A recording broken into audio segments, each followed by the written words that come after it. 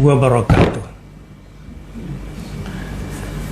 Berjumpa kembali dalam program Kuliah Semangat Pagi. Semangat pagi itu kalau kita dibersamai dan membersamai Allah Subhanahu wa ta'ala. Allahumma bika asbahna wa bika amsayna wa bika nahya wa bika namut wa ilaikan nusyur. Begitu zikir paginya. Ya Allah, denganmu atau bersamamu pagi hariku, bersama denganmu sore hariku, bersama denganmu hidupku, dan bersama denganmu matiku. Allahu Akbar. Itulah semangat. Bagaimana tidak semangat bersama Allah, Raja di Raja, semua Raja, langit, bumi, dan diantara keduanya. Allahu Akbar. Maka orang yang suka zikir pagi itu semangat paginya, karena zikir paginya itu mengandung komitmen yang luar biasa. Ingin dibersamai dan berjuang membersamai Allah Subhanahu wa ta'ala di pagi harinya, di sore harinya, dalam hidupnya dan dalam matinya. Allahumma bika asbahna wa bika amsayna wa bika nahya wa bika namut wa ilaikan nusyur. Pada akhirnya Allah lah tempat kembali kita. Baik, pada hari ini kita akan belajar hanya satu hadis saja, jadi tidak banyak dan tidak lama-lama. Sambil saya juga ingin mendoakan yang sudah wakaf Quran. Baik, Bismillahirrahmanirrahim. Alhamdulillahil karimir rahman, allamal Quran, khalaqal insan, allamahul bayan. Asyhadu an la ilaha illallah wa asyhadu anna Muhammadar Rasulullah. Allahumma salli ala Muhammad wa ala ali Muhammad. Allahumma ati nufusana taqwaha zakkiha anta khairu man zakkaha anta waliyuha wa maulaha. Allahumma inna nas'aluka al-huda wat-tuqa wal-afafa wal-ghina. Allahumma anfa'na bima 'allamtana wa 'allimna ma yanfa'una warzuqna 'uluman tanfa'una fid dini wad dunya wal akhirah. Rabbana la tuzigh qulubana ba'da idh hadaytana wa hab lana min ladunka rahmah innaka antal wahhab. Allahumma inna nas'aluka ma sa'alaka bihi nabiyyuka Muhammad sallallahu alaihi wasallam wa na'udzubika masta'adzaka minhu nabiyyuka Muhammadun sallallahu alaihi wasallam. Rabbana taqabbal minna innaka antas samiul alim wa tub alaina innaka antat tawwabur rahim. Rabbana atina fid dunya hasanah wa fil akhirati hasanah wa qina adzabannar. Wa sallallahu ala nabiyyina Muhammadin sallallahu alaihi wasallam walhamdulillahi rabbil alamin. Baik, tema kita pada hari ini adalah tentang kain penyeka kepalanya Rasulullah sallallahu alaihi wasallam. Kita baca tentang al-qina', qina'u Rasulullah sallallahu alaihi wasallam. Apa itu qina' atau taqannu? Adalah taqannu berarti menaruh qina' di atas kepala. Misalnya Rasulullah pakai sorban, misalnya gini ya, sorban. Saat itu Rasulullah SAW baru saja menggunakan minyak rambut. Nah, biasanya sebelum Rasulullah SAW pakai sorban, itu ada handuk khusus, ada kain khusus, kain penyeka rambut bekas minyaknya, bekas minyak rambut Rasul. Nah, inilah yang namanya al-qina. Jadi kain atau qina di atas kepala, yakni penutup kepala dengan kain atau sejenisnya. Biasanya dipakai ketika meminyaki rambut. Ya, udah selesai, atau misalnya barangkali juga minyaknya ditaruh di atas kainnya, kainnya diseka di kepala. Bisa begitu. Supaya minyaknya itu tidak tumpah ke pakaian atau tidak meminyaki bagian wajah. Jelas ya? Jadi qina atau taqannu adalah menaruh qina di atas kepala. Apa itu qina? Penutup kepala dengan kain atau yang sejenisnya. Biasanya dipakai ketika meminyaki rambut untuk menjaga pakaian agar tidak terkena minyak yang ada di kepala. Nah, gitu kira-kira. Itu namanya qina. Jelas ya? Ibu-ibu juga punya daleman biasanya. Daleman sebelum pakai hijab. Apa namanya? Apa? Jiput. Jiput. Ambilin sana. Gak usah ya. Tapi ibu-ibu kan pakai itu bukan karena minyak kali ya. Untuk Bu, mana ibu ini? Panggil si ibu sini. Ibu pakai ciput supaya apa?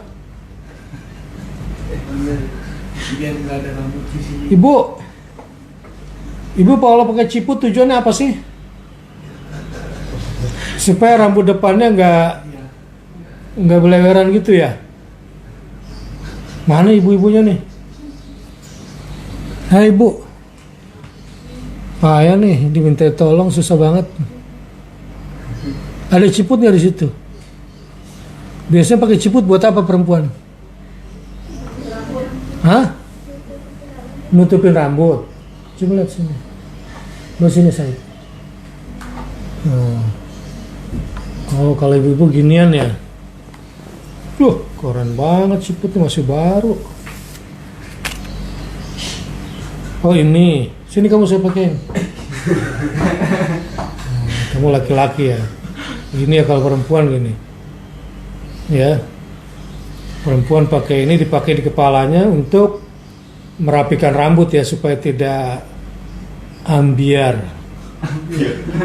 Ya. Oke. Nah, Rasulullah bagaimana? Jadi mungkin ya minyak rambutnya ditaruh di kinanya kemudian diseka di rambut, atau rambutnya diminyakin supaya minyaknya tidak menetes, tidak menempel di sorban, kemudian ya diseka lah pakai al-qina gitu ya. Atau mungkin al-qinanya tetap ditempel tapi kemudian pakai sorban, jadi sorbannya aman gitu kira-kira, tidak ikut berminyak.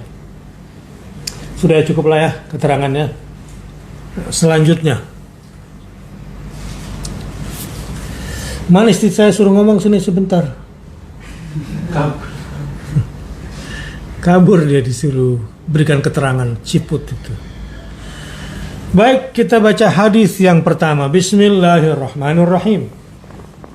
Qala haddatsana Yusuf ibnu Isa qala haddatsana Waqi'un qala haddatsana Ar-Rabi' ibnu Sabih an Yazid bin Aban an Anas bin Malik qala kana Rasulullah sallallahu alaihi wasallam yukthirul qina ka'anna thawbahu thawbu zayyatin. Dari Anas bin Malik, dia berkata, Rasulullah sallallahu alaihi wasallam seringkali menggunakan kain penyeka kepala sehingga kain tersebut tampak seperti kainnya tukang minyak. Ya, kalau tukang minyak kan kainnya pasti berminyak dong. Bersihin botolnya pakai kain itu, bersihkan mejanya pakai itu, atau ada minyak yang tumpah pakai itu, sehingga kainnya tukang minyak ya pasti berminyak lah. Nah, oleh Abu Hurairah digambarkan bahwa kain penyeka rambutnya Rasulullah SAW mungkin saking berminyaknya seperti kain tukang minyak. Nah, sampai di sini sedikit tambahan keterangan dulu. Al-qina adalah kain yang diletakkan di atas kepala setelah memakai minyak rambut agar minyak tersebut tidak mengenai sorban. Sudah saya jelaskan. Ka'anna thawbahu thawbu zayyatin, maksudnya adalah yang dimaksud dengan thawb adalah qina.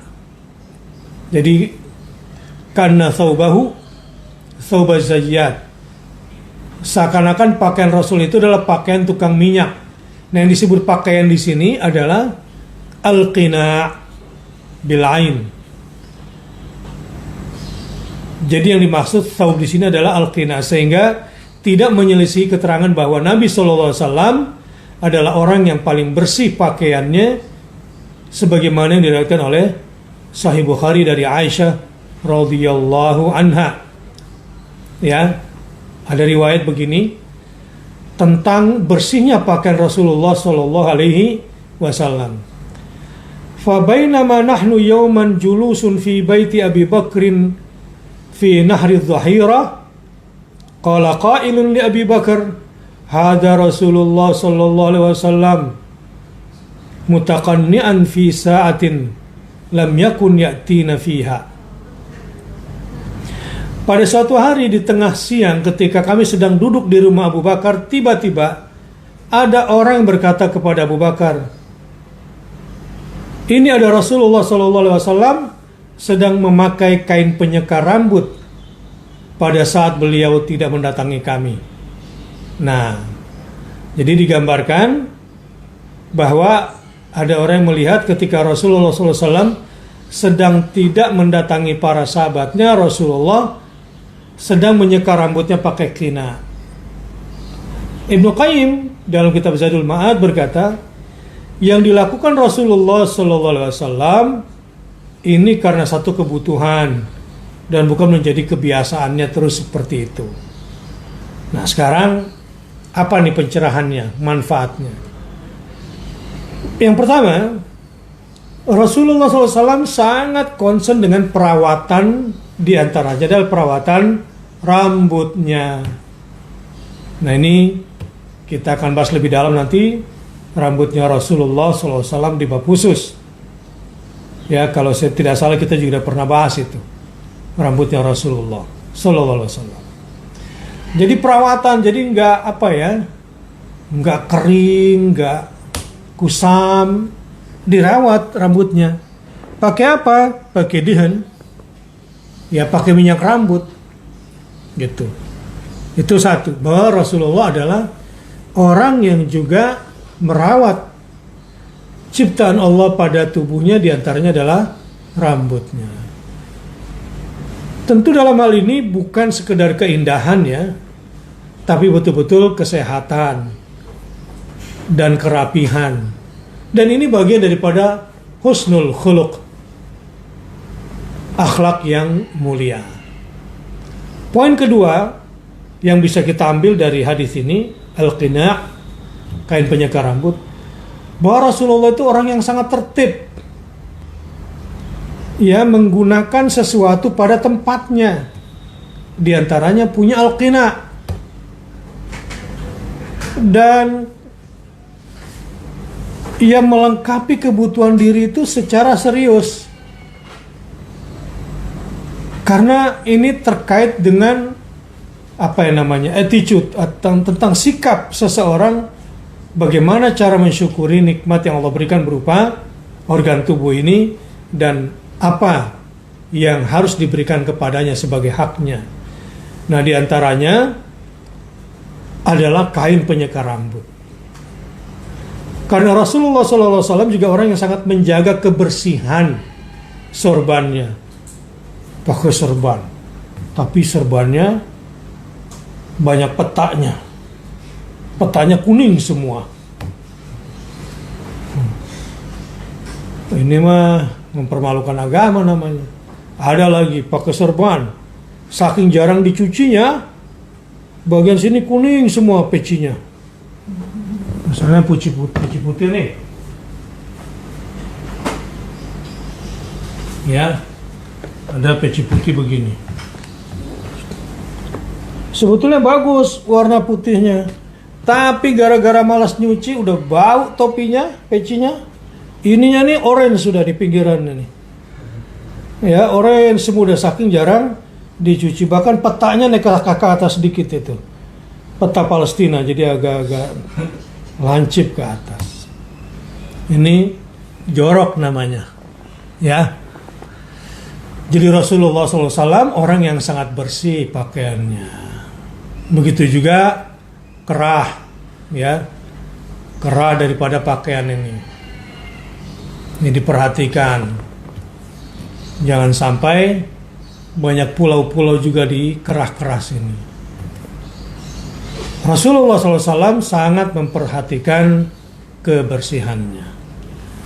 Nah, terakhir begini.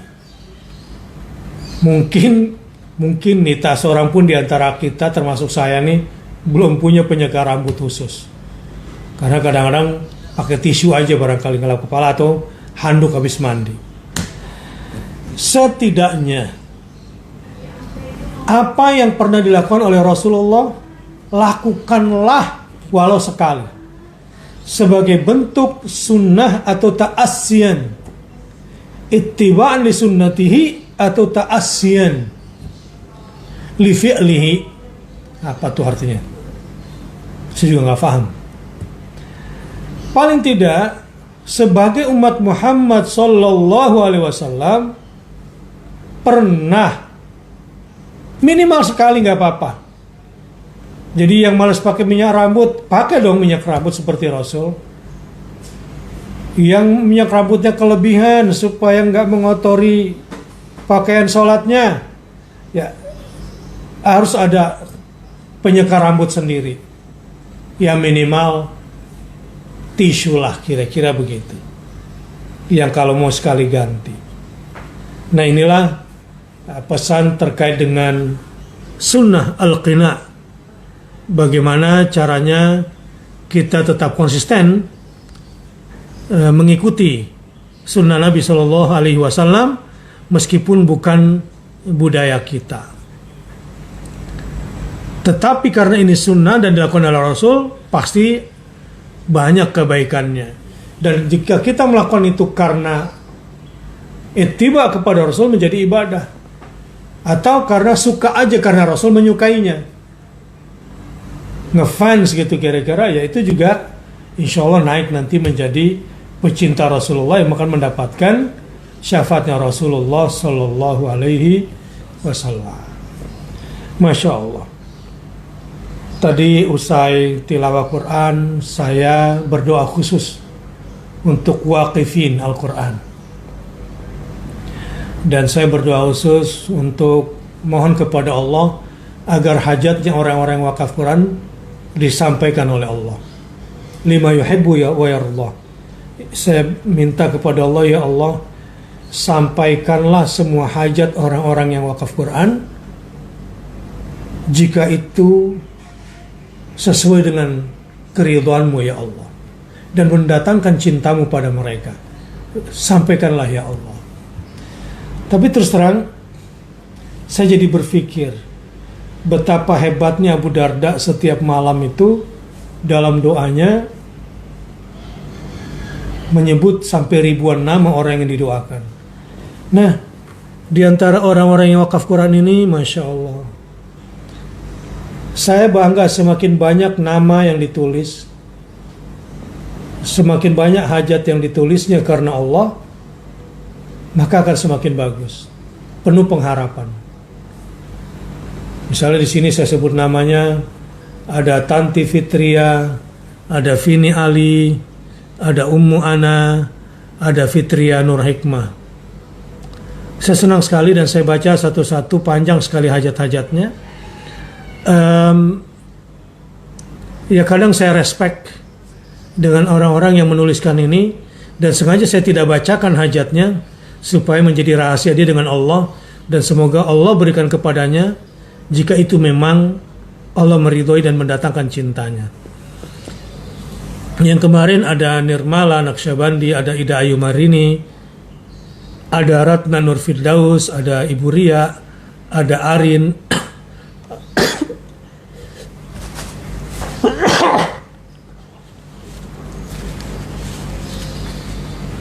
kemudian ada Jamila Syukur, ada Mutahara, ada Abdul Muhaimin Aumi, ada Sari, ada Ripto, ada Tin Mirzana. Disebutkan di sini nama yang masih hidup, almarhum dan almarhumah, hajat-hajatnya. Jadi ketika punya kepentingan keduniaan pun lalu dikembalikan kepada Allah permohonannya, terus terang saya bangga kepada orang-orang seperti ini. Dan mudah-mudahan Allah sampaikan hajat-hajatnya. Dan insya Allah, alhamdulillah sudah kami doakan, dan pastinya niat masing-masing, doa masing-masing juga pasti dikabulkan oleh Allah Subhanahu wa taala, sehingga kami hanya tinggal memperkuat, dan mudah-mudahan Allah ridhoi dan mendatangkan cintanya. Nah, saudara-saudara yang saya cintai, muslimin dan muslimat dimanapun berada, ayo berwakaf Quran, ayo berwakaf Quran. Saya mendoakan juga yang belum wakaf. Saya mendoakan juga yang baru rencana wakaf. Moga-moga dilapangkan rezekinya. Moga-moga diberkahi ilmu yang didengarnya ini. Dan moga-moga menjadi bagian yang hebat nantinya dalam menegakkan agama ini. Terima kasih kepada semua yang sudah berwakaf Quran. Doakan kami, mudah-mudahan Allah datangkan kepada kami orang-orang yang siap berjuang.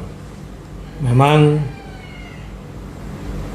tidak tidak murah biayanya, tetapi saya doakan mudah-mudahan ada yang mendengar dan menyampaikan kepada mereka yang punya kelebihan harta untuk bisa berwakaf, sehingga berdirilah percetakan Quran wakaf yang kami cita-citakan. Kemudian bagi yang berminat punya rumah tadabbur Quran dimanapun berada, insya Allah minggu ini sudah saya selesaikan semuanya secara sistem. Jadi yang mau ikutan punya rumah tadabbur Quran boleh masuk dulu di nomor teleponnya, di CP-nya. Nanti tim akan menelpon, sambil nanti juga saya akan presentasikan secara lengkap, insya Allah di pertemuan berikutnya. Ini lagi sedikit lagi bahan presentasinya. Mudah-mudahan besok atau lusa saya sudah bisa sampaikan, agar saya bisa berikan sistem di usia yang ke-12 tahun ini. Dan ini semua sudah kami jalankan sekitar 10 tahunan sistem ini. Dan alhamdulillah nanti yang ikutan jadi nggak perlu capek-capek lagi, baik konten, kegiatan, program, maupun sistem dan manajemennya. Insya Allah akan lebih mudah. Terima kasih. Mari kita tutup dengan bersolat kepada Nabi SAW. Dan saya ingin doakan semua waqif Al-Quran dengan semua hajatnya. Bismillahirrahmanirrahim. Al-Fatihah. A'udzubillahi minasyaitonirrajim. Bismillahirrahmanirrahim. Alhamdulillahirabbil alamin. Arrahmanirrahim. Maliki yaumiddin. Iyyaka na'budu wa iyyaka nasta'in. Ihdinas siratal mustaqim. Siratal ladzina an'amta 'alaihim ghairil maghdubi 'alaihim waladdallin. Amin. Alhamdulillahirabbil alamin. Hamdan yuafi ni'amahu wa yukafi'u mazidah. Ya Rabbana walakal hamdu kama yanbaghi li jalali wajhikal karim wa 'azimi sultanik. Allahumma shalli ala Muhammad wa ala ali Muhammad. Allahumma ighfir lil muslimina wal muslimat wal mu'minina wal mu'minat al ahya' minhum wal amwat innaka sami'un qaribun mujibud da'wat. Allahumma arham bil Qur'an, Allahumma arhamna bil Qur'an, Allahumma arham ahlana bil Qur'anil Karim. Allahumma arham al waqifin al Qur'an, ya Allah irhamhum birahmatika ya arhamar rahimin. Sampaikanlah hajat mereka, jika hajat mereka itu sejalan dengan keridhaan-Mu, dan berikanlah kepada mereka cinta-Mu. Wa sallallahu ala nabiyyina Muhammadin walhamdulillahi rabbil alamin. Subhanakallahumma wa bihamdika asyhadu an la ilaha illa anta astaghfiruka wa atubu ilaik. Wa sallallahu ala nabiyyina Muhammad. Wassalamualaikum warahmatullahi wabarakatuh.